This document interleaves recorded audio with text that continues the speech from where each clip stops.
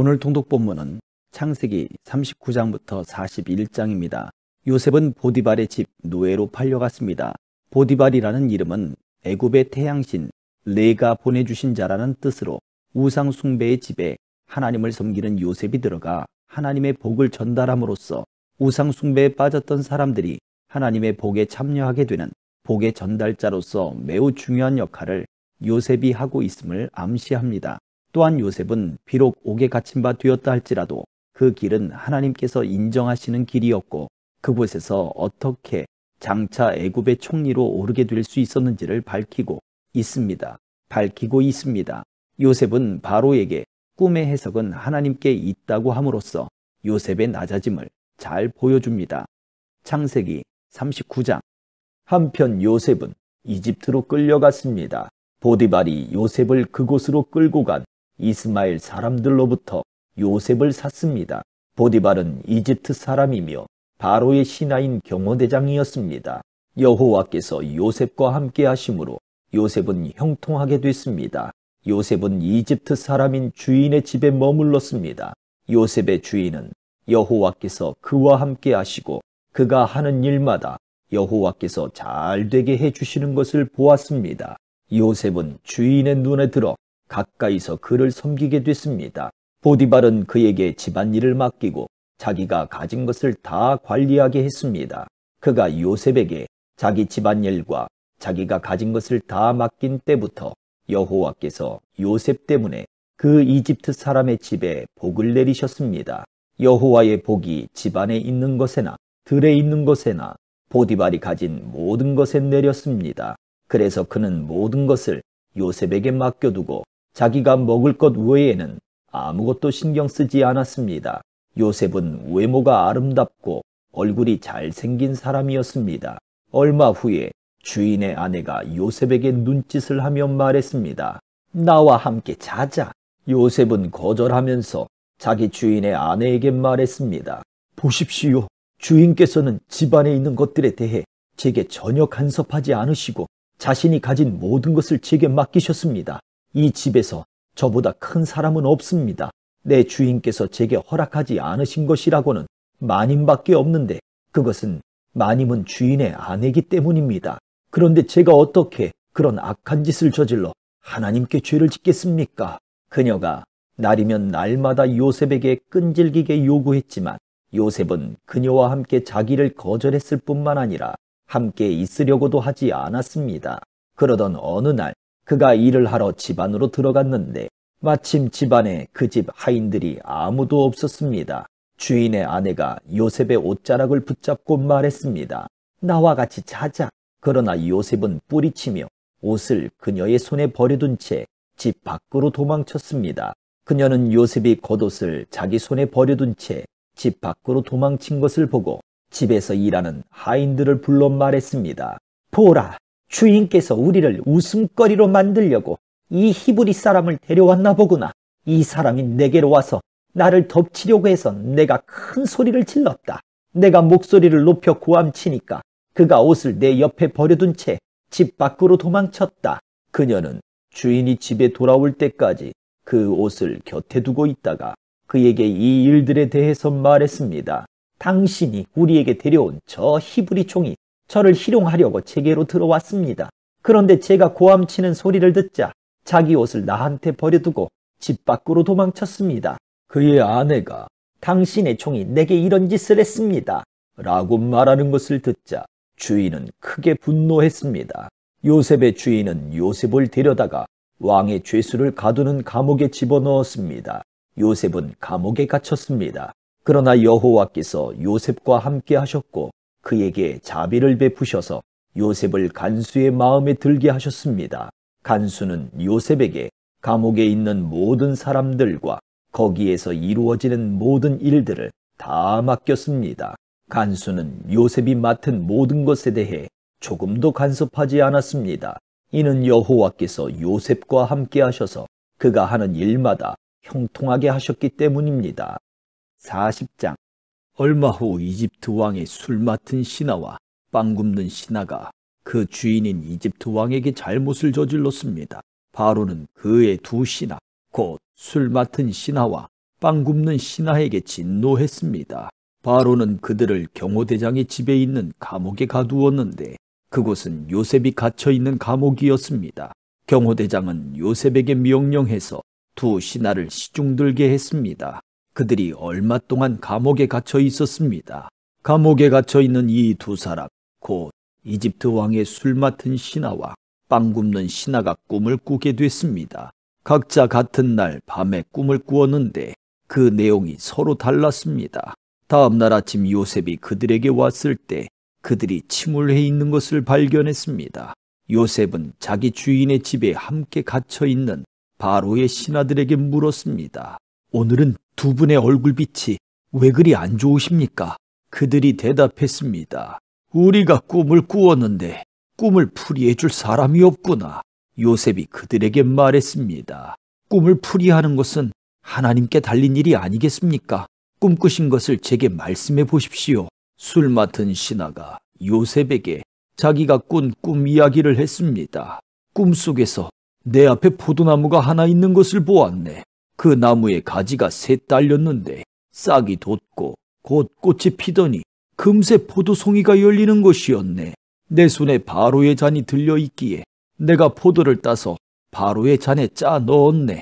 그리고 그것을 바로께 드렸네. 요셉이 말했습니다. 이 꿈은 이런 뜻입니다. 가지 셋은 3일입니다. 3일 안에 바로께서 관원장님을 풀어주시고 관원장님의 지위를 회복시켜 주실 것입니다. 관원장님이 전에 바로의 술 맡은 신하이셨을 때 하던 대로 바로의 손에 잔을 올려드리게 될 것입니다. 일이 잘 풀리면 저를 기억하시겠다고 약속해 주십시오. 제게 은혜를 베풀어 바로께 제 이야기를 하셔서 저를 이 감옥에서 내보내 주십시오. 저는 히브리 땅에서 끌려왔는데 여기에서 감옥에 갇힐 만한 일은 결코 하지 않았습니다. 요셉의 꿈풀이가 좋은 것을 보고 빵 굽는 관원장도 요셉에게 말했습니다. 나도 꿈을 꾸었는데 보니까 내 머리 위에 빵 바구니 3개가 있었네. 맨 위에 있는 바구니에 바로께 드릴 온갖 구운 빵들이 있었는데 새들이 내 머리 위에 있는 그 바구니의 빵을 먹어버렸네. 요셉이 말했습니다. 그 꿈은 이런 뜻입니다. 새 바구니는 3일입니다. 3일 안에 바로께서 관원장님의 목을 베고 몸을 나무에 매달 것입니다. 그러면 새들이 관원장님의 살을 뜯어먹을 것입니다. 그 3일째 되는 날은 바로의 생일이었습니다. 바로는 모든 신하들을 불러 잔치를 베풀었습니다. 바로는 그의 신하들 앞에서 술 맡은 관원장과 빵 굽는 관원장을 불러들였습니다. 바로는 술 맡은 관원장을 원래의 직위로 복위시켜 그가 바로에게 잔을 바치게 했습니다. 그러나 바로는 빵 굽는 관원장의 목을 매달았습니다. 요셉이 그들에게 꿈을 풀어준 대로였습니다. 하지만 술 맡은 관원장은 요셉을 기억하지 않고 잊어버렸습니다. 41장. 그로부터 2년 후에 바로가 꿈을 꾸었습니다. 그가 나일 강가에 서 있었는데 아름답게 생긴 살지남소 7마리가 강에서 올라와 갈대풀을 뜯어먹고 있었습니다. 그 뒤에 흉측하고 마른 암소 7마리가 뒤따라 강에서 올라와 강둑에서 이 소들 옆에 서 있었습니다. 흉측하고 마른 암소들이 아름답게 생긴 살진 암소 7마리를 잡아먹어버렸습니다. 그리고 바로가 잠에서 깨어났습니다. 바로가 다시 잠이 들어 두 번째 꿈을 꾸었습니다. 한 줄기에 토실토실한 좋은 이삭 7개가 자라고 있었습니다. 그런데 보니 마르고 동풍에 시든 이삭 7개가 싹 텄습니다. 그리고 마른 이삭들이 토실토실하고 굵은 이삭 7개를 삼켜버렸습니다. 그리고 바로가 잠에서 깨어나 보니 그것은 꿈이었습니다. 아침에 바로는 마음이 편치 않았습니다. 그가 사람을 보내 이집트의 모든 마술사들과 지혜자들을 불러들였습니다. 바로가 그들에게 자기가 꾼 꿈을 말해 주었는데 그 꿈을 풀이할 수 있는 사람이 아무도 없었습니다. 그때 술 맡은 관원장이 바로에게 말했습니다. 오늘에야 제가 그동안 잊고 있었던 제 잘못이 생각났습니다. 언젠가 바로께서 종들에게 화가 나셔서 저와 빵 굽는 관원장을 경호대장의 집에 가두신 적이 있으십니다. 그때 저희가 같은 날 밤에 꿈을 꾸었는데 서로 다른 의미가 있는 꿈이었습니다. 그때 거기에 젊은 히브리 청년 하나가 저희와 함께 있었습니다. 그는 경호대장의 종이었습니다. 저희가 그에게 저희의 꿈을 이야기해 주었더니 그가 저희에게 꿈을 해석해 주었는데 각자의 꿈에 따라서 그 의미를 풀이해 주었습니다. 그리고 그가 저희들에게 해석해 준 대로 일이 이루어졌습니다. 저는 제자리로 돌아오게 됐고 빵 굽는 관원장의 목이 매달렸습니다. 바로가 사람을 보내 요셉을 불러들였습니다. 그들은 즉시 요셉을 감옥에서 데리고 나왔습니다. 그는 수염을 깎고 옷을 갈아입은 다음 바로 앞에 나갔습니다. 바로가 요셉에게 말했습니다. 내가 꿈을 꾸었는데 아무도 그것을 풀지 못했다. 내가 너에 대해 하는 말을 들어보니 너는 꿈을 들으면 풀 수 있다고 하더구나. 요셉이 바로에게 대답했습니다. 제가 아니라 하나님께서 바로께 평안한 대답을 주실 것입니다. 바로가 요셉에게 말했습니다. 꿈속에서 보니 내가 나일 강둑에 서 있었다. 그런데 살찌고 모양새가 좋은 암소 7마리가 강에서 올라와 갈대풀을 뜯어먹고 있었다. 그 뒤를 이어 약하고 보기에 아주 흉하며 야윈 다른 소 7마리가 올라왔다. 나는 이집트 온 땅에서 그렇게 형편없는 소들을 본 적이 없다. 그런데 그 형편없고 마른 소들이 처음에 살찐 소 7마리를 잡아먹는 것이다. 그것들은 먹고 나서도 굶은 것처럼 여전히 그 생김새가 형편없었다. 그리고 내가 잠에서 깨었다. 다시 내가 꿈에서 보니 굵고 좋은 알곡이 달린 7개의 이삭이 한 줄기에서 자라나고 있었다. 그 뒤를 이어 마르고 동풍에 시든 7개의 이삭이 싹텄다. 그러고 나서 그 마른 이삭들이 좋은 이삭 7을 삼켜버렸다. 내가 이것들을 마술사들에게 말해 주었지만 내게 그 꿈을 설명해 주는 사람이 없었다. 요셉이 바로에게 말했습니다. 바로의 꿈은 다 같은 것입니다. 하나님께서 이제 하시고자 하는 일을 바로께 보여주신 것입니다. 7마리 좋은 소는 7년을 말하며 7개의 좋은 이삭도 7년을 말합니다. 이 꿈은 같은 것입니다. 나중에 나온 7마리의 마르고 형편없는 소들 역시 7년을 말하고 동풍에 마른 속이 빈 이삭 7도 흉년이 7년 동안 있을 것을 말합니다. 제가 바로께 말씀드린 것과 같이 이것은 하나님께서 이제 하시고자 하는 일을 바로께 보여주신 것입니다. 두고 보십시오. 이집트 온 땅에 7년 동안 큰 풍년이 있게 될 것입니다. 그 후에 7년의 흉년이 뒤따를 것입니다. 그러면 이집트의 모든 풍요로움이 잊혀지고 기근이 땅을 뒤덮을 것입니다. 뒤에 따라올 기근이 너무 심해 이 땅에 풍요로움이 있었는지 기억조차 못하게 될 것입니다. 이 꿈이 바로께 2번이나 반복해 보인 것은 이 일을 하나님께서 결정하셨고 하나님께서 이 일을 서둘러 행하실 것이기 때문입니다. 이제 바로께서는 분별력과 지혜가 있는 사람을 찾아 이집트 땅 위에 세우십시오. 바로께서는 이렇게 행하십시오. 온 땅에 감독들을 임명하시고 7년의 풍년 동안 이집트에서 추수한 곡식의 5분의 1을 거둬들이게 하십시오. 이제 다가올 풍년 동안에 이 식량들을 모아들이시고 왕의 권한 아래 이 곡식들을 각 성읍들에 쌓아놓고 지키게 하십시오. 이 양식들은 이집트 땅에 일어날 7년 동안의 흉년에 대비한 식량이 될 것입니다. 그러면 이 땅이 흉년으로 망하는 일이 없을 것입니다. 이 제안이 바로와 그의 모든 신하들에게 좋게 여겨졌습니다. 바로가 자기 신하들에게 말했습니다. 우리가 이 사람처럼 하나님의 영이 있는 사람을 찾을 수가 있겠느냐? 바로가 요셉에게 말했습니다. 하나님께서 내게 이 모든 것을 알려주셨으니 너만큼 분별력과 지혜가 있는 사람이 없을 것이다. 너는 내 집을 다스리도록 하여라. 내 모든 백성이 내 명령에 순종할 것이다. 내가 너보다 높은 것은 이 왕의 자리뿐이다. 바로가 요셉에게 말했습니다. 보아라, 내가 지금 너를 이집트 온 땅 위에 세우노라.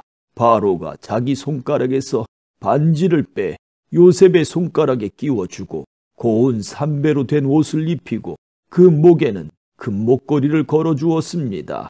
그는 또한 요셉을 자기의 2번째 수레에 태웠습니다. 사람들이 요셉 앞에서 무릎 꿇고 절하라! 고 외쳤습니다. 이렇게 해서 바로는 요셉에게 이집트 온 땅을 맡겼습니다. 바로가 요셉에게 말했습니다. 나는 바로다. 말이 떨어지기 전에는 이집트 온 땅에서 자기 손이나 발을 움직일 사람이 없을 것이다. 바로가 요셉에게 사브낫 바네아라는 이름을 지어주었습니다. 그리고 온의 제사장인 보디베라의 딸 아스낫을 그에게 아내로 주었습니다. 요셉이 이집트 땅을 다스렸습니다. 요셉이 이집트 왕 바로 앞에 서게 됐을 때 그의 나이 30세였습니다. 요셉은 바로 앞에서 나와 이집트를 두루 살피고 다녔습니다. 땅은 7년의 풍년 동안 풍성하게 많은 소출을 냈습니다. 요셉은 그 7년의 풍년 동안 이집트에서 생산된 모든 양식을 거두어 여러 성에 쌓아두었습니다. 그는 각 성의 주변에 있는 밭에서 거둔 양식들을 각 성에 저장해 두었습니다. 요셉은 바다의 모래처럼 어마어마하게 많은 양의 곡식을 모아두었습니다. 그 양이 너무 많아서 그는 다 기록할 수가 없었습니다. 흉년이 들기 전에 온의 제사장 보디베라의 딸 아스낫이 요셉에게 두 아들을 낳아 주었습니다. 요셉은 하나님께서 나로 하여금 내 모든 수고와 내 아버지 집의 모든 일을 다 잊게 하셨다 라고 하며 맏아들의 이름을 므낫세라고 지었습니다. 그리고 그는 하나님께서 나로 하여금 내 고난의 땅에서 번영하게 하셨다 라고 하며 작은 아들의 이름을 에브라임이라고 지었습니다. 이집트 땅에 7년의 풍년이 끝났습니다. 그리고 요셉이 말한 대로 7년의 흉년이 시작됐습니다. 다른 모든 나라에도 흉년이 들었지만 이집트 온 땅에는 식량이 있었습니다. 온 이집트 땅도 굶주리게 되자 백성들이 식량을 구하며 바로에게 부르짖었습니다. 그때 바로가 모든 이집트 백성들에게 요셉에게 가서 그가 하라는 대로 하라 고 말했습니다. 흉년이 온 땅에 닥치자 요셉은 창고를 열어 이집트 백성들에게 곡식을 팔았습니다. 이집트 땅의 기근이 아주 심했습니다. 온 땅에 기근이 심했기 때문에 온 세상 사람들이 곡식을 사러 이집트에 있는 요셉에게로 왔습니다. 아멘.